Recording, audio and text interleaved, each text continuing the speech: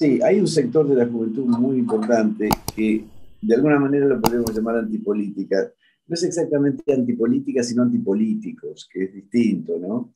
Es un sector que mira con mucho desprecio a la clase dirigente instalada, la clase dirigente tradicional, la miran con mucho desprecio y la aparición de la izquierda, pero sobre todo la aparición de figuras como Milei en la ciudad o Esper en la provincia, le genera cierto atractivo, ¿no?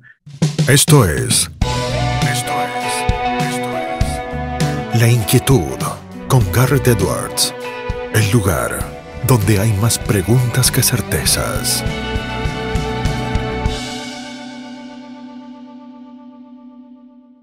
Esta es una entrevista a Raúl Aragón de octubre del 2021, porque los problemas en Argentina nunca cambian. Damos vuelta de página aquí en Tal y Cual por CNN Radio Rosario. Tenemos un enorme honor, placer y privilegio. Es consultor político, analista de opinión pública, director de Raúl Aragón y Asociados y director del programa de estudios de opinión pública en la UNLAM. Es Raúl Aragón quien está del otro lado. ¿Cómo estás, Raúl? Garrett, te saludo. Un placer tenerte aquí con nosotros. Gracias por la invitación, un gusto estar aquí. Gracias, Raúl, por atendernos. Con ya algunas semanas entre medio luego de las PASO, ¿cuáles analizás fueron los efectos de las mismas? ¿Qué análisis se puede hacer de la reacción del oficialismo con el cambio de gabinete, con las tensiones internas que se generaron y que se siguen generando? Bueno, primero una cosa general respecto de las elecciones PASO en elecciones de mitad de término. En realidad definen mucho más la relación de fuerzas al interior de cada fuerza, los componentes de una coalición o aún que no sea una coalición, siempre hay internas y hay agrupaciones internas en los partidos políticos que son las que disputan las PASO, aunque sea lista única. Hay siempre el resultado más fuerte de una PASO es la cierta acomodación que se produce al interior de cada fuerza. Eso lo vimos muy fuertemente en Frente de Todos y también en Juntos por el Cambio, refiriéndome a la provincia de Buenos Aires fundamentalmente, porque la sorpresa de Manes, que obtuvo 40% de los votos que se votaron en esa interna, sorprendió a todos. Se esperaba una relación de 70-30, la relación fue 60-40, siempre a favor de Santilli, pero la victoria de Santilli sobre Manes, todos los analistas la dábamos muy por arriba, dábamos una relación 70-30 y fue 60-40. Y al interior de Frente de Todos, bueno, fue bastante ruidosa la acomodación ahí, ¿no? De todas maneras, esto generó la obligación en parte en Cristina, pero también en el presidente, de entender que una cosa es tener alguien que adhiere ideológicamente a una tendencia, a una línea, con mucha fidelidad en esa adhesión, y otra cosa es tener alguien con capacidad de ejecución y de gestión. El gabinete anterior no tenía capacidad de gestión. Gestionó mal, subejecutó los presupuestos, todos los presupuestos están subejecutados, y gestionó mal la campaña. Por eso la sustitución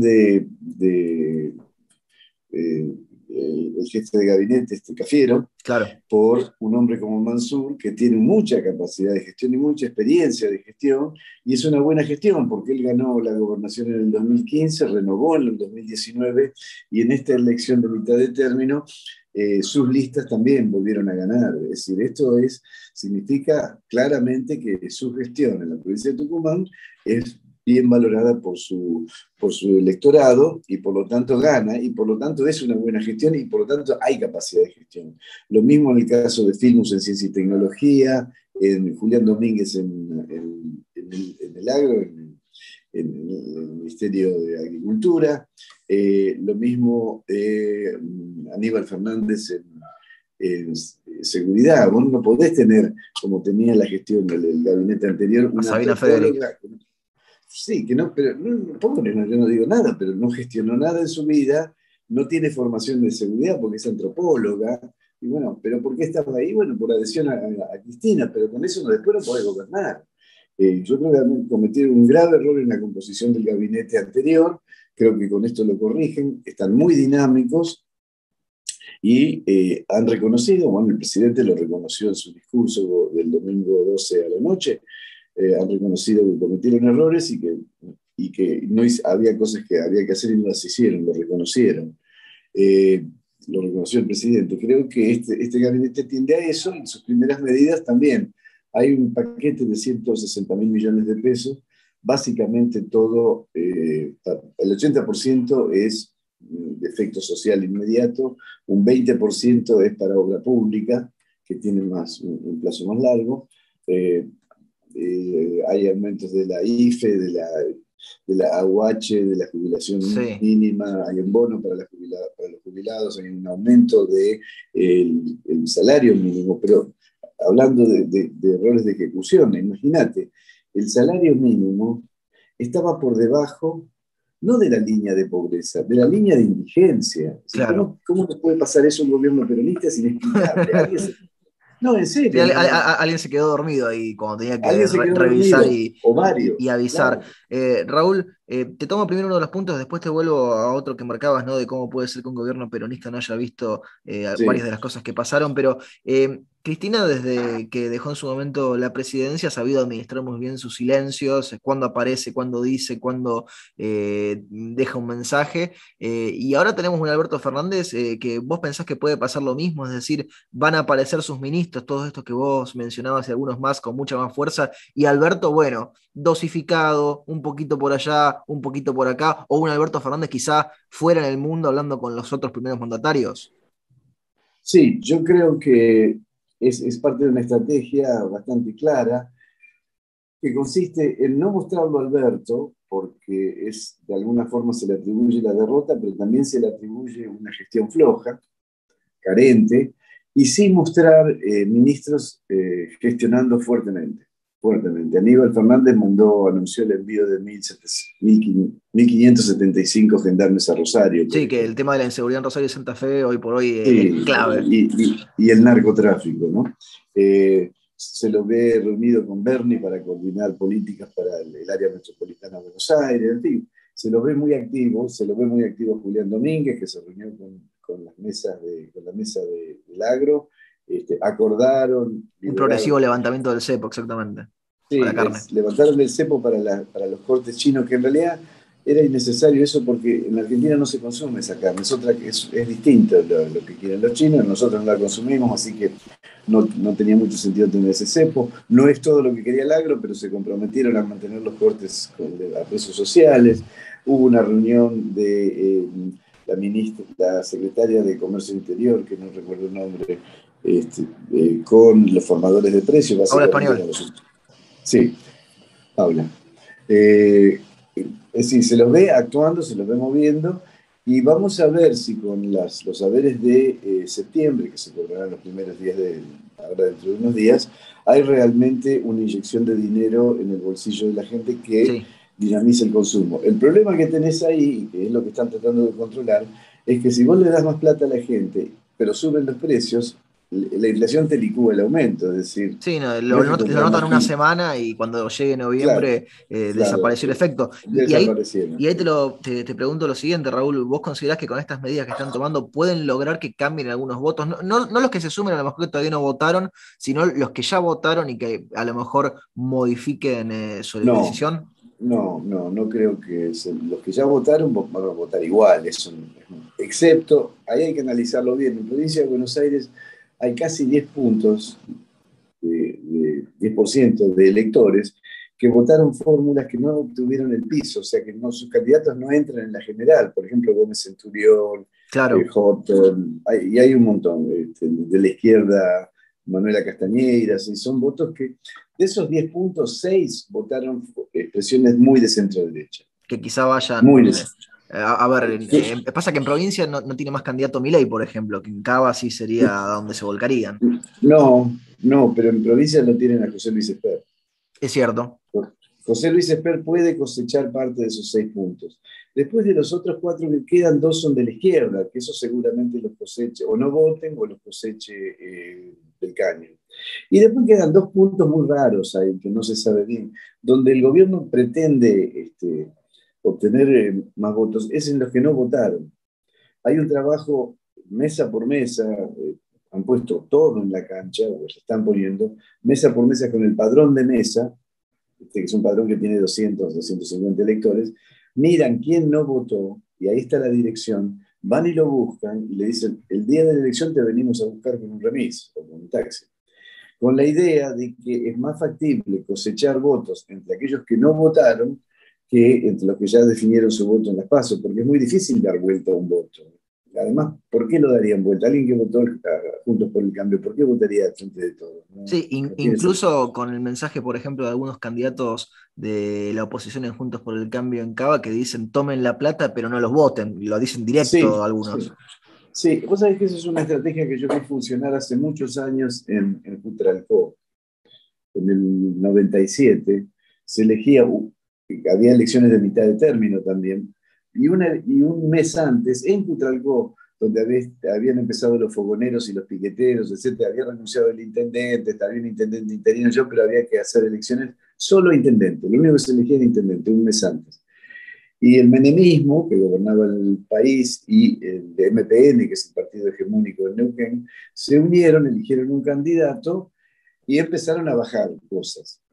Y yo estaba ahí trabajando en esa campaña para Sí, el candidato del oficialismo y yo veía pasar los camiones, pasaban camiones llenos de chapa, de colchones, de zapatillas. Era tremendo lo que bajaron porque era la caja de presidencia y la caja de la provincia. claro, todo junto. Sí, y entonces, pero los radicales y los de Trepaso decían, tomen lo que les dan, pero después votennos a nosotros. Y pasó así, el peronismo perdió ahí, ¿no? El peronismo junto con el MPN perdió ahí. Así que lo he visto, puede funcionar eso, puede funcionar.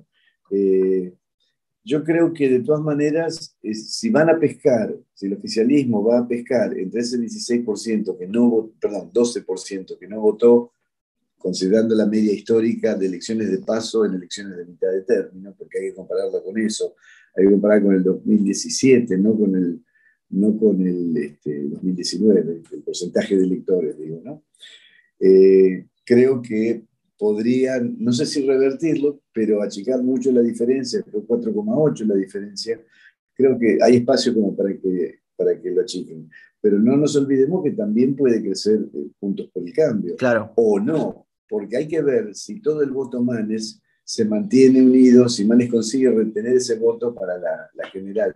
Eso no está demasiado definido, no está del todo claro si eso va a suceder. Raúl, ¿qué lectura haces de... A ver, a mí me cuesta terminar de categorizarlos, ¿no? Porque podríamos hablar de la derecha, de la centro derecha, podríamos hablar del liberalismo, digo, con muchas expresiones que aparecieron en esta última elección, o de un Milei que, lo decía esta semana, él se ve alineado con Bolsonaro, se ve alineado con Donald Trump, lo Sí. contaba en una entrevista en Brasil. Digo, parece ser que en algunos puntos se tocan la extrema derecha con la extrema izquierda, con algunos votantes quizás más jóvenes, ¿no? O más radicalizados.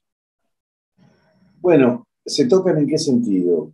Ideológicamente no se tocan, No, no, se ideológicamente unen. no, pero digo en el votante que a lo mejor sería de una extrema izquierda Ah, que a lo mejor sí. termina votando a un Milei y no votó a lo mejor en otro lado a un Del Caño o una Castañeira. Sí, hay un sector de la juventud muy importante que de alguna manera lo podemos llamar antipolítica. No es exactamente antipolítica, sino antipolíticos, que es distinto, ¿no? Es un sector que mira con mucho desprecio a la clase dirigente instalada, la clase dirigente tradicional, la miran con mucho desprecio y la aparición de la izquierda, pero sobre todo la aparición de figuras como Milei en la ciudad o Esper en la provincia, le genera cierto atractivo, ¿no? Sobre todo Milei en la ciudad, cuando vos mirás la composición de sus electores, los que dicen que lo van a votar, Sí, está muy sobre representado el sector de menos de 25 años, muy increíble. sobre representado.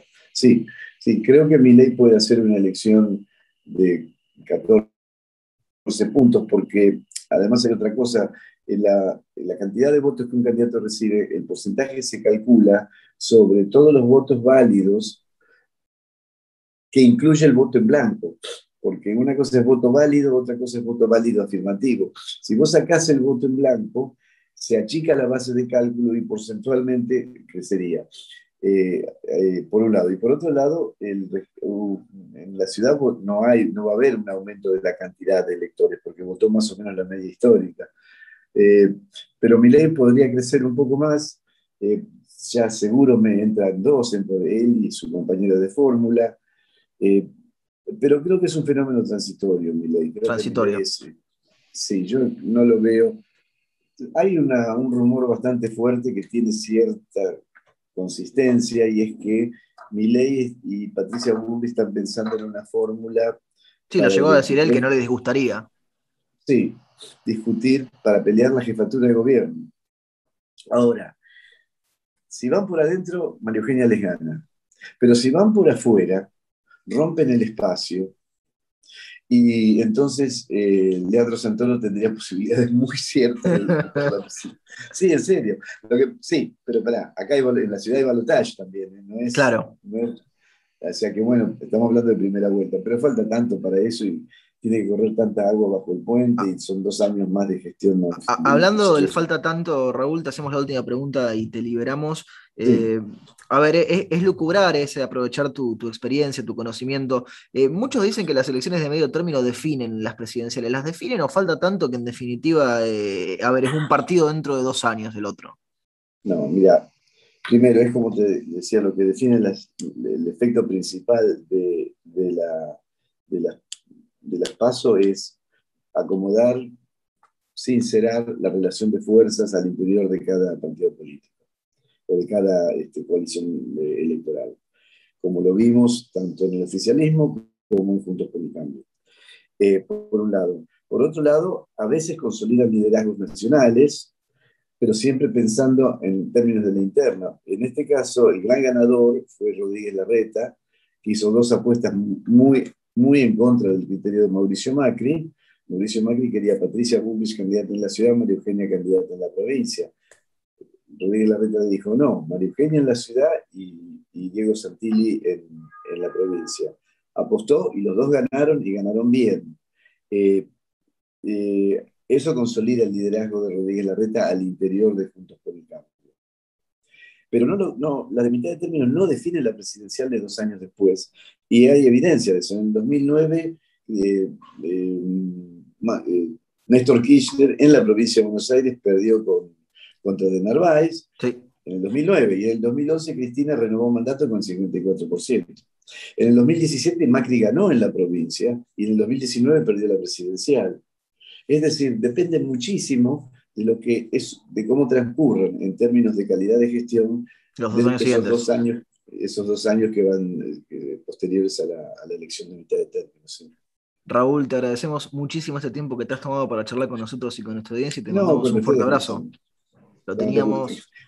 Un abrazo. Abrazo grande. Lo teníamos a Raúl Aragón aquí en Tal y Cual por CNN Radio Rosario.